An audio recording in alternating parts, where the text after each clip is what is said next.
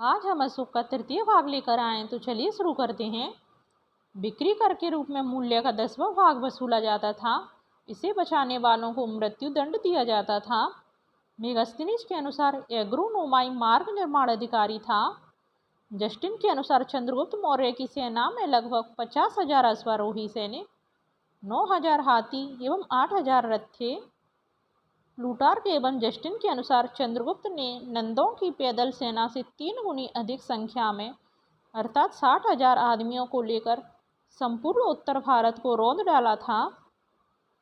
युद्ध क्षेत्र में सेना का नेतृत्व करने वाला अधिकारी नायक कहलाता था।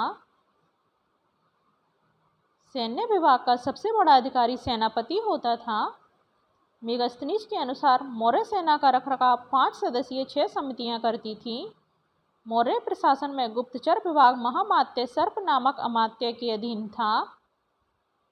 अर्थशास्त्र में गुप्तचर को गूढ़ पुरुष कहा गया है तथा एक ही स्थान पर रहकर कार्य करने वाले गुप्तचर को संस्था कहा जाता था। एक स्थान से दूसरे स्थान पर भ्रमण करने कार्य करने वाले गुप्तचर को संचार कहा जाता था। अशोक के समय जनपदीय न्यायालय के न्यायाधीश को राजुक कहा जाता था। सरकारी भूमि को सीता भूमि कहा जाता था। बिना वर्षा के अच्छी खेती होने वाली भूमि को अदेव मात्रक कहा जाता था। मेगास्थनीज ने भारतीय समाज को 7 वर्गों में विभाजित किया है। पहला दार्शनिक, दूसरा किसान, तीसरा हीर, चौथा कारीगर, पांचवा सैनिक, छठवां निरीक्षक, सातवां सभासद। स्वतंत्र वेश्यावृत्ति को अपनाने वाली महिला रूपा जीवा कहलाती थी। नंद वंश के विनाश करने में चंद्रगुप्त मौर्य ने कश्मीर के राजा प्रवर्तक से सहायता प्राप्त की थी। मौर्य शासन 137 वर्षों तक रहा। मौर्य वंश का अंतिम शासक बृहद्रथ था। इसकी हत्या इसके सेनापति पुष्यमित्र शुंग ने 185 ईस्वी पूर्व में कर दी और मगध पर शुंग वंश की नींव डाली।